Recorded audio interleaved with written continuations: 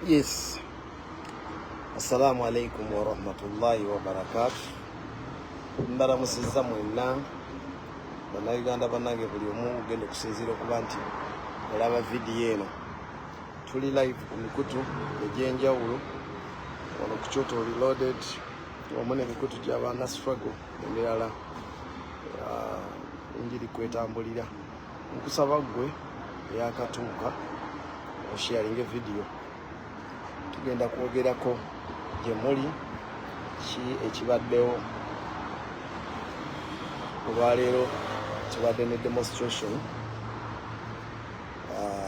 emikolo gya tikaadi gavumenti ya Japan mweyita okuyamba amawanga ga Africa era wabadde waliyo amawanga mangi. Tikaadi eno no Uganda twali twagigobamu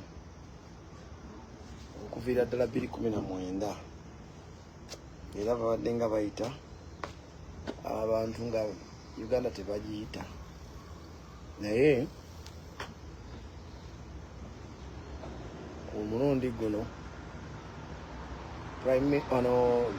gavumenti ya Japan yakyuka era ndowooza abamu mwalaba minisita ono omupya gwe balonda owa foreign affairs yagenda n'akyalira nakyemalira mu bimu ku bye yamuwa n'amugamba bajja kujja bamuyite extendinga katese baddemu bamuyite kati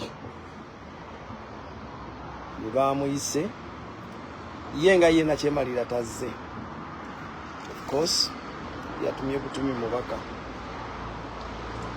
naye naffe tubadde tulina okuteekawo embeera eyongera okulaga abantu bano kimala buli lwe beebikkirira ne beebuzaabuza naffe tukkiriza ebizibu ne bibagira. Mujja kunsonyiwa bwendi sawundi eyitamu nkwatidde wabweru ne connection eraga nti ekyankalanamu baramusate tujja kutambulirawo mpolampola. Gwe kyolina okukola kwe kuyita abantu.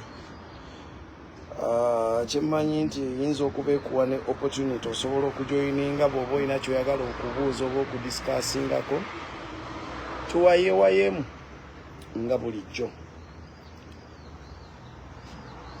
Kulisaayo bannange ababadde mu kuziika mwannyinaffe Marinos Alexandria. Kitalo nnyo, tusaba omwoyo gw'omugenzi Omukama agulamuze ekisa. N'abali makomera nabo tuwawongeri Mukama Katonda, n'abali malwaliro asobola okubavumula n'okubataasa okugezesebwa okwo kwe balimu. Bintu bingi nnyo ebitusoomooza naye ndowooza kyongera kutulaga bwe tunywera bwe tuba abavumu kikola.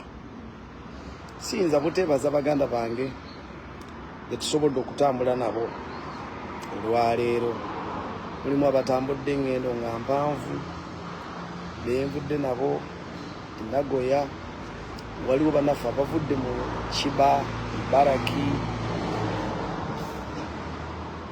n'ebitundu ebirala ebirinaanyeewo. Mwenna mwebale nnyo. Lwaki olunaku lwaleero lunaku lubadde lwa kukola abantu okubagwako n'obagamba nti abanaye mujje tugende tuyimirirewo. Ebiseera ebisinga tekiba kyangu abantu okwerekereza ne bateekamu obudde bwabwe ng'atadde wali omulimu. Bangi bannaffe tebasobodde, abamu of course ekibalemesa kuba nti permission tebasobola gimuwa nga bw'olaba nti kigudde mangu. Batono abafuna ogwo omukisa ng'asobola okusaba permission ne bagigula nti nga there and then. Naye abalala bassaamu na kibuli. Mulimu n'abalese nga mutuufu embeera gy'alimu temuganya kubeera wano bwe tuli. Yandibadde alina kusooka kufuna official permission naye n'agamba wenaddamu oyo katemba kantalafiya ku lw'ensi yange nange kangende mbeereyo. Bagala bange mbeebaza nnyo mwebale nnyo mwebalire ddala n'abatasobodde tuyina ekizibu kye twafuna bannaffe bangi bakiteekamu kyatuleetamu obugayaavu naye kino njagala tukitegeera olwaleero diaspora community yes struggle eno ffena mwetuli naye kiba kirungi nnyo omuntu no identifyinga roolo yo oteekeddwa okumanya roolo yo gwe mu struggle oli kuki ensanzi okola ki nga gwe mu struggle ffe mu diaspora job description yaffe eri bweti omulimu gwe tusookerako ogusookera ddala ogwaffe ogutukwatako kwe kulaba nti tubeera baambasada ba struggle yaffe yonna gye tubeera tuwangaalira eyo ye first role era ekitegeeza nti bwe tuba tuli baakumanyisa nsi ebitukwatako n'ebiri ewaffe ku frontline ffe tulina okubeerako opportunity ng'eyongeze you must stand against the dictator n'enkolagana gy'alina n'eggwanga ly'owangaaliramu the least ky'osobola okukola nga ggwe is to be there at least n'oyimirirawo so that a number of disgruntled people erabika kiba kya bulabe nnyo obunafu buno obugenze butukwata baganda baffe bangi mu diaspora mwanafuuyira kati kuba bloggers twafuuka ba captives baba bloggers oli amanyi nti kasita na followinga gundi nembeera nga followinga gundi mbeera buli dakiika mpulira update za gundi mbeera kitegeeza olwo ndi mu struggle kinene nnyo rolo yo gyerabidde gwe nga gwe ekyamazima kiri nti first duty of us diaspora citizens mu nsonga ya struggle is to make sure nti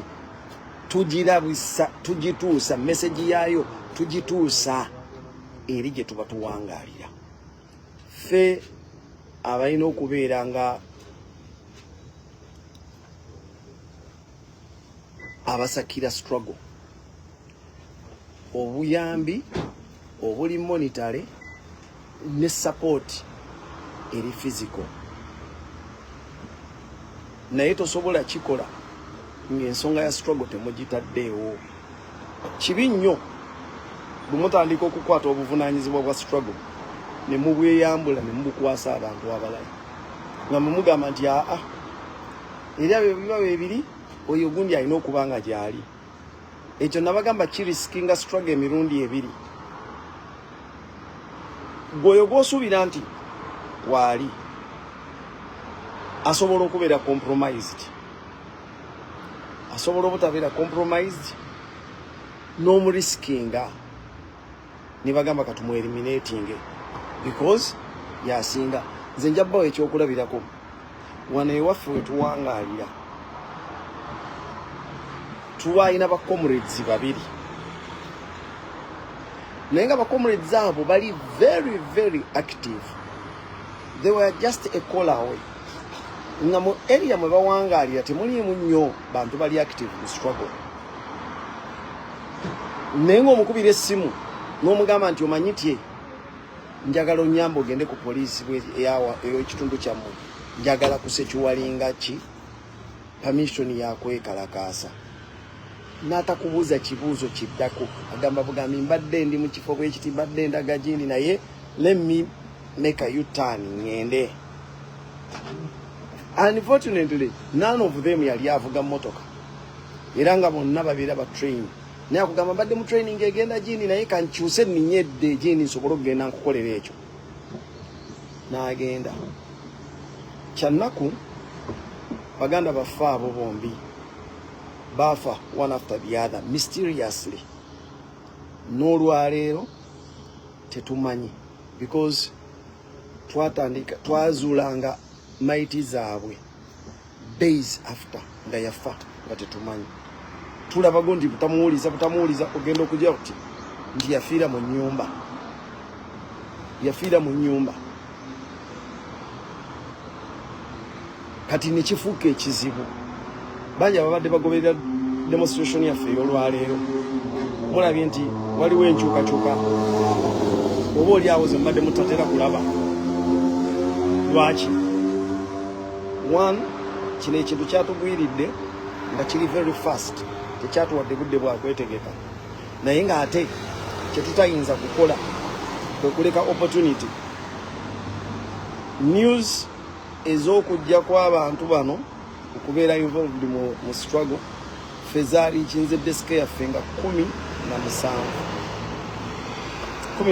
nga tulina okulwana okulaba nga tusaba lwaki abakulembeze balina okubeera mu meeting leero n'enkya nga the only thing kyetulina okukola kwe kumakinga sure nti at least tufuna demonstration ku nnaku ezebbiri olumu kuzo either today or tomorrow good enough netufuna olwaleero lwe baggulawo lwennyini kati olwokubanga lwe babadde baggulawo nalwo lubaddeko challenges zaalwo ekisooka mu byonna nga tebasobola bawa processions zisukka lwaki waliwo emikolo egigenda okubeera nga weegiri wabweru kyetwanyigiriza kwe kuba nti batukkiriza ne tusembera emikolo wegibadde giri ekitabaddeewo before kuba ku mulundi guli twekalakasa batuuke n'okugoba nakyemalira wano baatumma olukusa olutuukaawo naye ate ne batukkiriza okwekalakasiza mu ttokyo wakati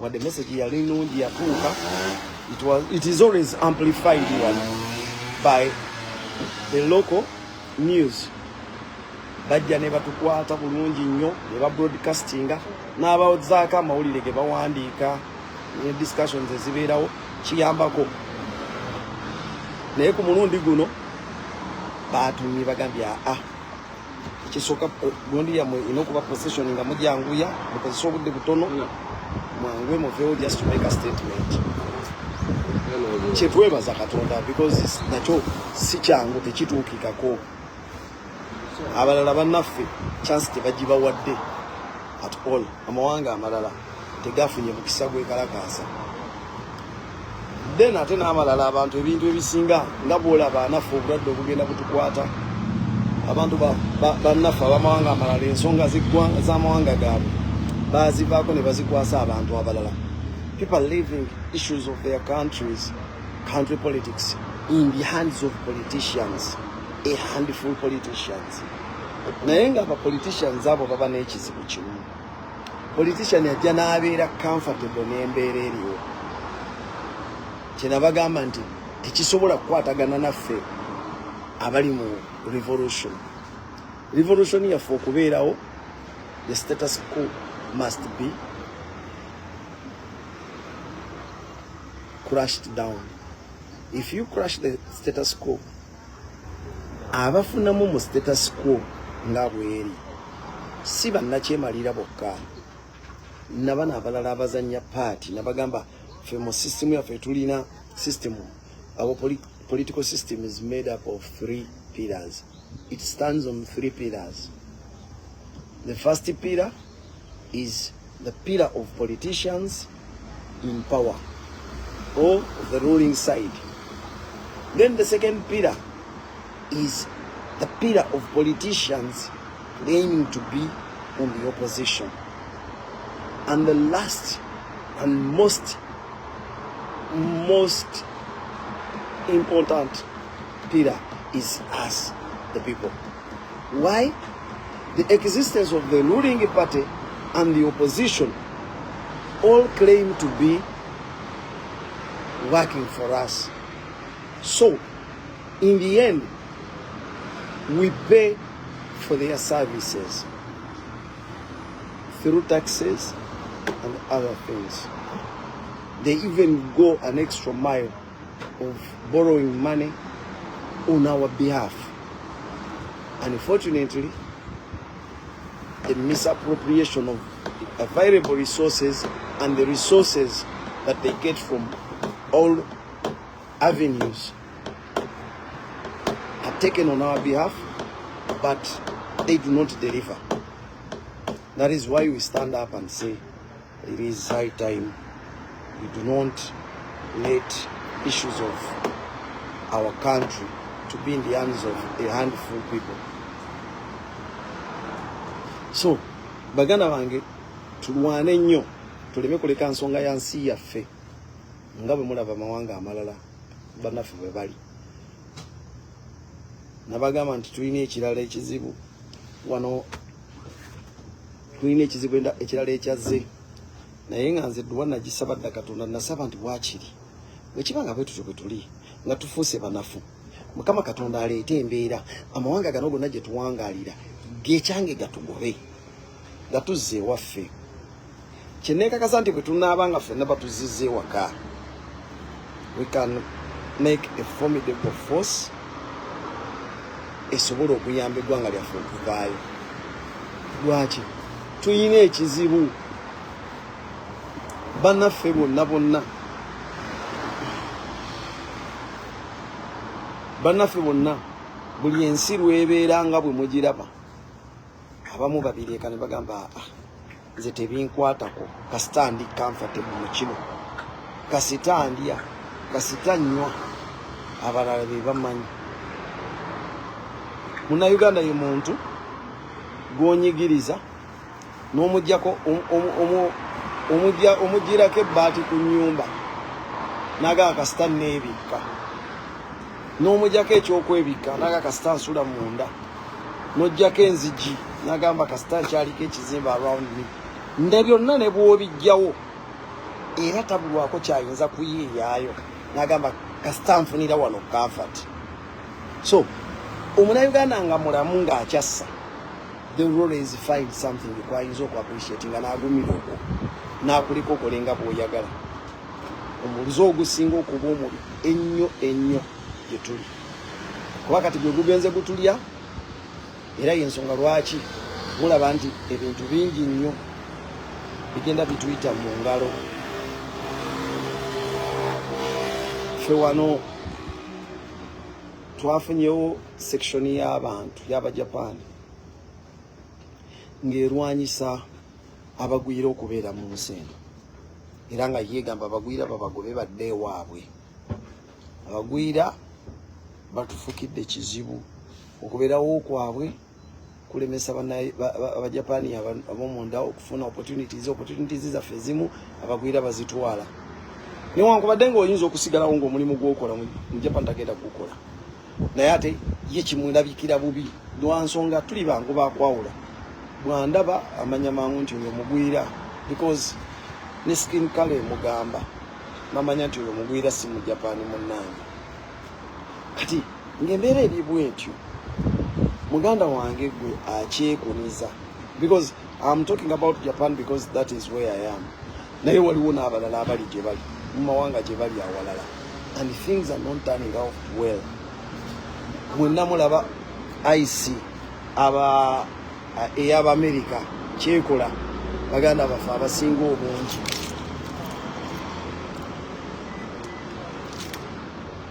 Baganda baffe abasinga obungi kiki kye babakola mu Amerika? Mpola mpola n'amawanga amalala gagenda kyadoptinga, naye ng'ate yandibadde wake up call eri Abafirika ffenna. Eno nga bwe twogera ku Pan-Africanism. Omwami agambye nti buli omu mmanya loolo yo mu struggle. Abasinga obungi bawoza tuli mu struggle, naye nga bw'omubuuza oplayinga loolo ki mu struggle tagirina. Agambye nti ebintu bingi byolina okuba ng'otunuulira mu struggle eno, nti abasinga obungi mwesigamye nnyo ku kintu ky'okubanga nze ndi tiimu gundi, ebyo tebikola. Ekintu kyandibadde kimu tulwanyise omuntu ffenna gwe tulwanira aveeko ye pulezidenti. Era gwe nga gwe Munnayuganda opuleyinga loolo ki okumakinga sure nti omukulu we yavaako. Akugambye abo abali mu diaspora bakoze omulimu gw'amaanyi gwetunulamu. Abantu abasinga obungi bagamba kimu mujje wano ku ground, naye munnange gye betali ku ground eyo gye bali mu diaspora bakolera ddala omulimu gw'amaanyi. Contributions bazikoze, bayambye ku baana abali mu makomera, egyo gyonna mirimu mu struggle. Bafacilitatinze ebintu bingi nnyo, naye gwali ku ground n'olemererwa n'okuvaayo kuba ng'ositula eddoboozi.